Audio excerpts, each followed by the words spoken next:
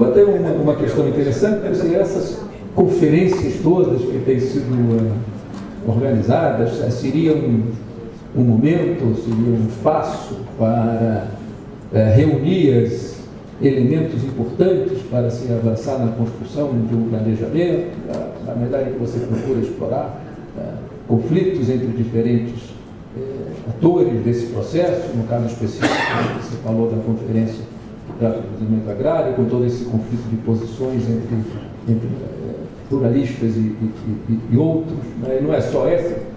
No ano passado fizeram uma conferência de desenvolvimento regional aqui em Brasília, e outras têm sido feitas país afora. Eu acho que isso são elementos interessantes, mas isso precisa estar devidamente organizado. Eu acho que a liturgia de que fala o Galvão é preciso ter regras, procedimentos e momentos onde essas coisas são consolidadas. Eu acho que essa discussão da participação da sociedade é relevante, mas ela precisa estar devidamente organizada, instruída, porque não adianta você sair colhendo opiniões, informações e posições de vários atores da sociedade e depois tentar consolidar isso num documento. Eu acho difícil que as coisas aconteçam desta maneira. Algumas instituições dotadas de conhecimento especializado, dotadas de capacidade de refletir, com conhecimento multidisciplinar, poderiam sim ser demandadas para oferecer documentos que tentem articular essas diferentes visões dos problemas e que esses documentos sim possam ser levados a uma discussão mais ampla e depois de novo consolidados. Porque é muito difícil você construir alguma coisa com início, meio e fim, com pé e cabeça, num processo desorganizado. O processo tem que ter uma organização. E a liderança desse processo tem que ser, em determinado momento, do poder constituído. Agora, como conduzir esta coisa? Eu poderia oferecer aqui uma questão. Porque na sequência a sua pergunta foi, mas será que é importante crescer mais do que 3,5%? Ou é importante dizer que nós vamos melhorar a distribuição para crescer? Isso me parece ecoar uma discussão dos anos 70. Antes do governo militar, nem do governo, nos anos 70 era um pouco assim, precisa crescer para distribuir, precisa distribuir para crescer. Eu acho que não é, isso é um falso dilema. Nós temos que fazer as duas coisas. E a pergunta é possível sustentar, eu vou repetir a pergunta que eu fiz no início, este modelo de crescimento com melhoria das disparidades sociais, numa economia crescendo na faixa de 3% ao ano? Isso podia ser um mote para uma reflexão sobre o planejamento. Se eu quisesse sugerir aqui. Bom, suponha que a pergunta seja distribuída a este auditório. Qual seria o planejamento dos próximos 10 anos para garantir que este modelo se sustenta no Brasil nas próximas 2 décadas?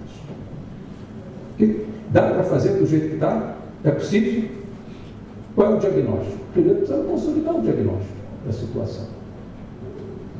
E hoje nós não temos um diagnóstico, nós estamos, digamos assim, procurando nos equilibrar em várias pernas. E numa atitude que eu diria muito mais reativa do que proativa.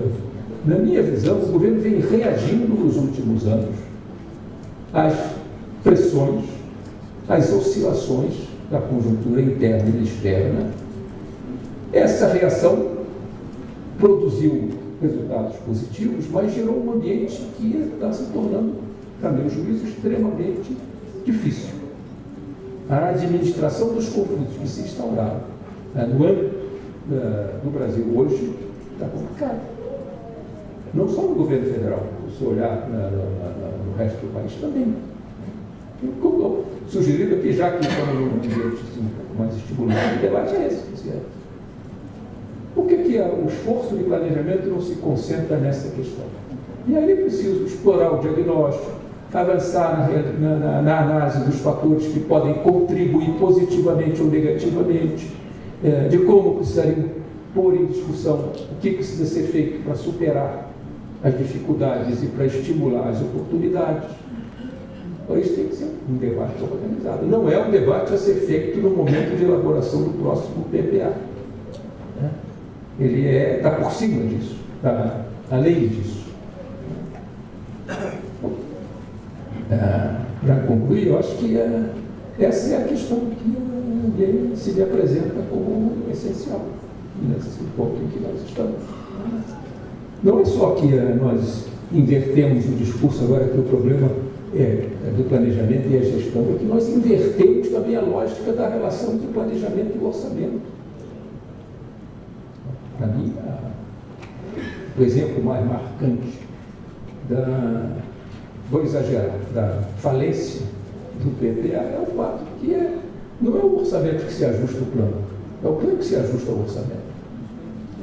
Como a regra constitucional diz que não pode ter nenhum programa no orçamento, nada no orçamento que não estiver no plano, o que tem acontecido?